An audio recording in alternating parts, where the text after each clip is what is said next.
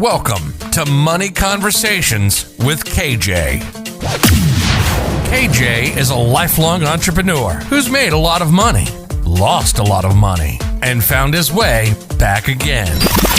If you're looking for a sterile how-to, you're in the wrong place. KJ and his guests will walk you through real-life situations told by the people who live them, and they are as messy as they are inspiring. Each episode will offer lessons learned, advice on how to replicate successes and avoid pitfalls, and a new perspective to power your financial literacy. Far from a one-size-fits-all, this podcast can help you build a roadmap to your personal promised land. Milk and honey for some, whiskey and steak for others, and remind you that you're not alone on this journey.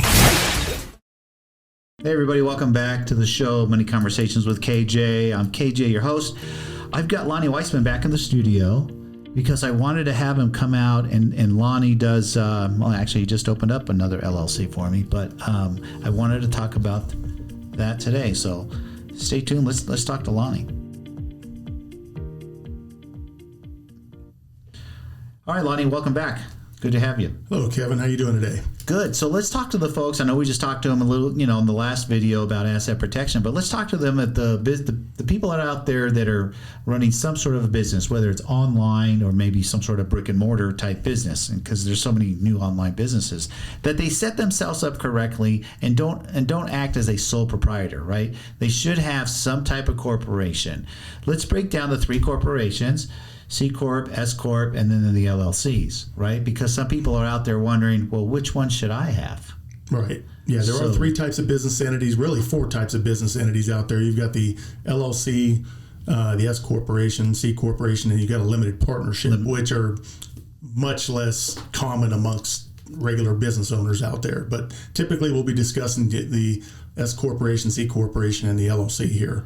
So let's start with the S Corporation. What individual, let's go brick and mortar. They got a brick and mortar business. Why would they open an S over a C?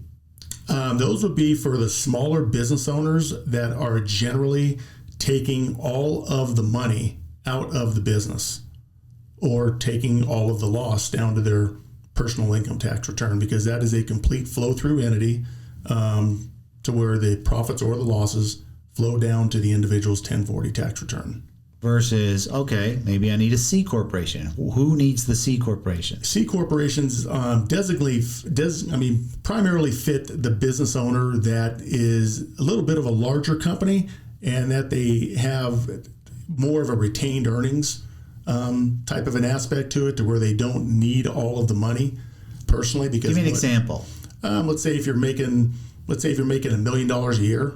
Okay. On your company, and you only need $100,000 a year to live on.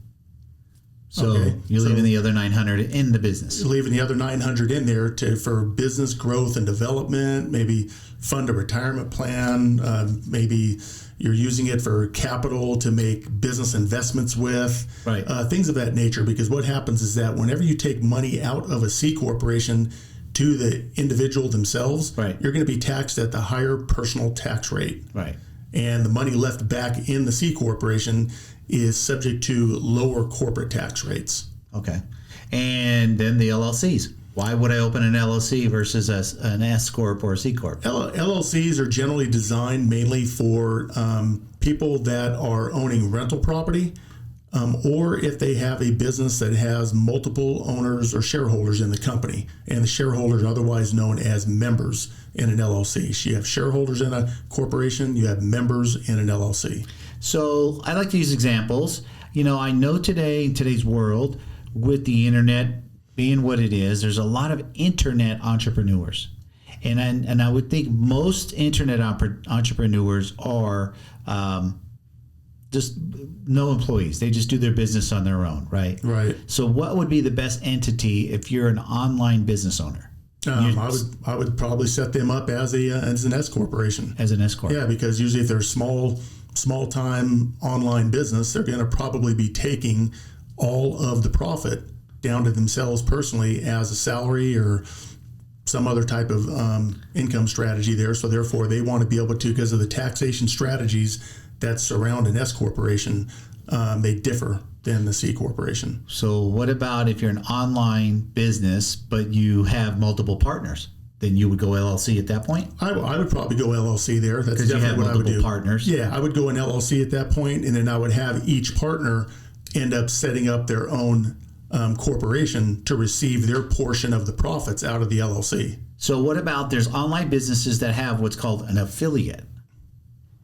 But I think that would be an affiliate, almost like an employee, but not really an employee, right? Right. They're an affiliate. They're selling your product on their own dime time and making money. So that also would still be, if you're a single person, I mean, you could be married. I'm saying you don't have partners or a bunch of employees, that you would be the S Corp.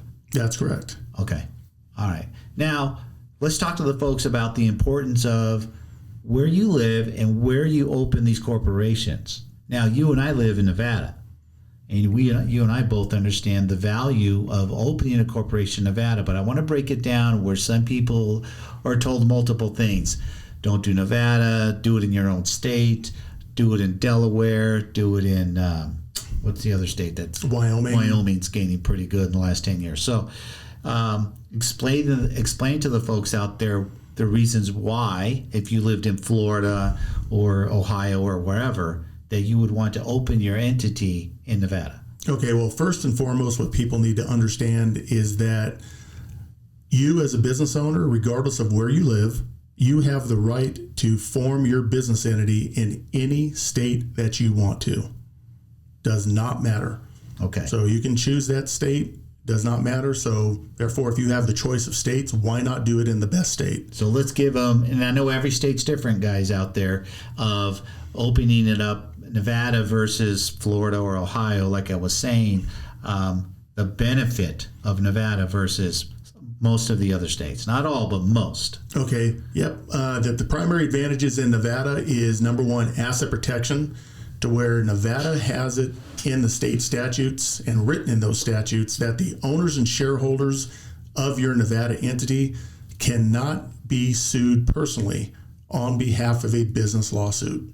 Okay, let's stop right there. So let's say, hey, I live in Ohio. My family's been here 100 years, whatever, and I'm opening in Ohio because this is where I live. Why would I open it in Nevada? Now, Ohio's laws, when you open those entities over there, they most likely you can be sued and have your assets taken. Yes, there are various reasons out there that allow for one to pierce the corporate veil.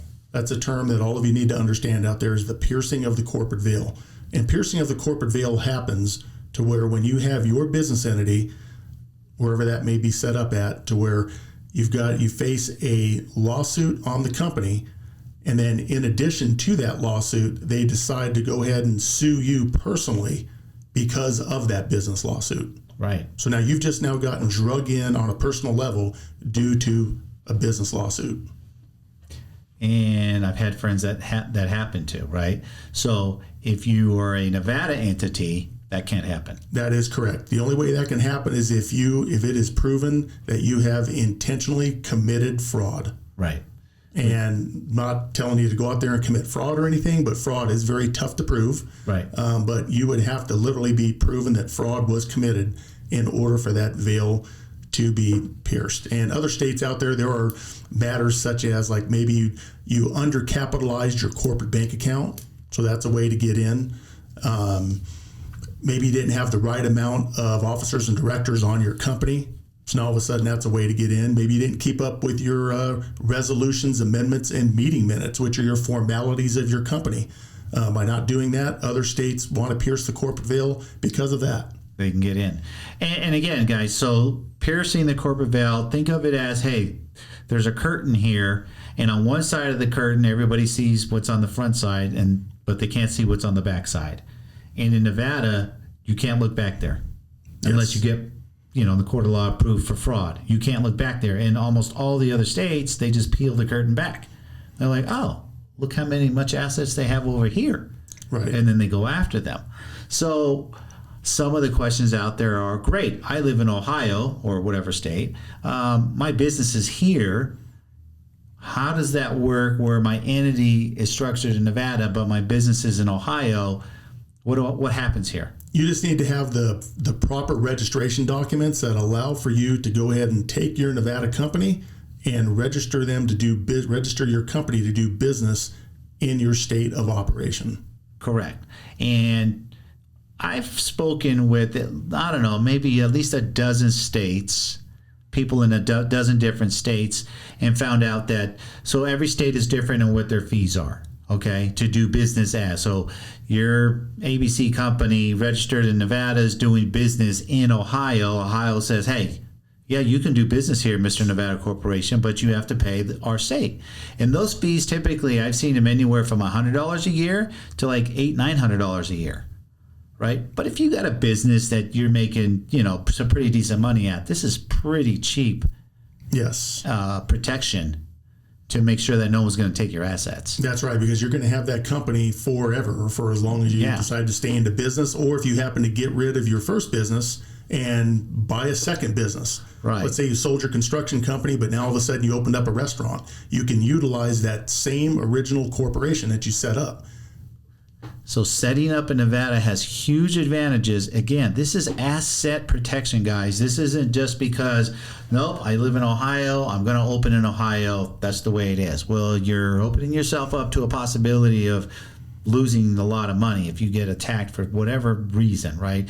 And people sue people today for the silliest of reasons, right? Yeah, and by you bringing that up, Kevin, I wanted to interject here because you just now hit on a real important point there about as far as people suing people. Mm-hmm. This is a very litigious society that we live in. Right. And one of the big advantages that Nevada has as well, too, is the privacy component, is to where the owners and shareholders of the company are never listed on public record from an ownership standpoint.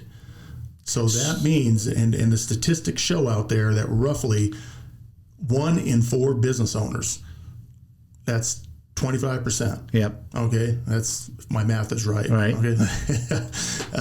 They are sued just out of the sole purpose because of the fact that they own a business. Because people have this public perception that all business owners are wealthy. Right. Right. Okay, and whether you are or not, that's none of their business, none of nobody else's business, but they generally think that you have very deep pockets, and so they come after you. Well, what better way to kind of enhance your side but to go after somebody with a litigious lawsuit in nature, and therefore, and let's talk about that lawsuit real quick. Let's say that lawsuit really has no merit at the end of the day, but how much are you going to spend both financially and emotionally fighting that litigious lawsuit? So even if you win it, how much did you lose to end up defending yourself? Right.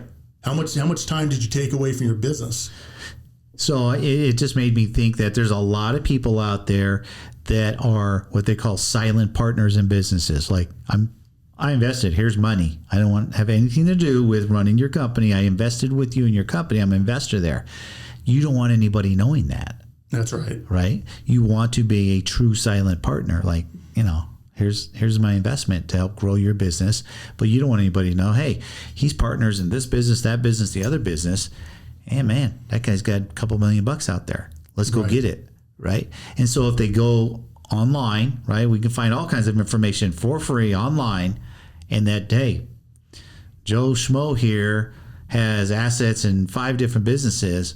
Let's see how we can figure out how to get it.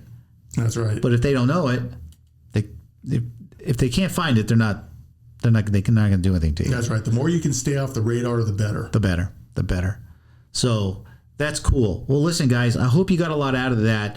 Which entity to open, depending on what you're doing, how large your company may be, the importance of opening, where to open these entities because of true protection, right? Because a lot of these, it's called asset protection, and they'll open these, but you're still open to some sort of a lawsuit out there. So, hey, I'm going to put Lonny's information, his business, his company, to on the feed here, so you guys can reach out to him, and he's able to help you set these entities up and show you the right structure for yourself. So he give a free consultation to pretty much whoever's going to reach out to you? Absolutely. Yeah, absolutely. So I'll put that information down below, and he'll give you all the feedback on it. So listen, again, if you're on the YouTube channel, smash that like button and subscribe to my channel if this is the first video that you're listening to. And if you're on my podcast, subscribe to the podcast. Always bringing value out here, whether if it's just these learning lessons or we're talking to some people's journeys with money out there. So I hope you all had a good takeaway from it. And we'll be talking to you guys next week. Take care. Hey, everybody. Hope you enjoyed that episode.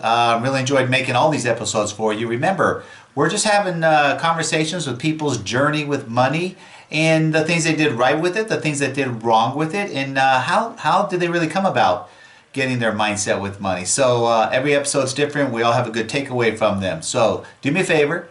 Hit the like button, smash the like button, and subscribe to my channel, because every episode that I do is going to be different, as all our journeys are different. So you guys take care, and we'll talk to you next week.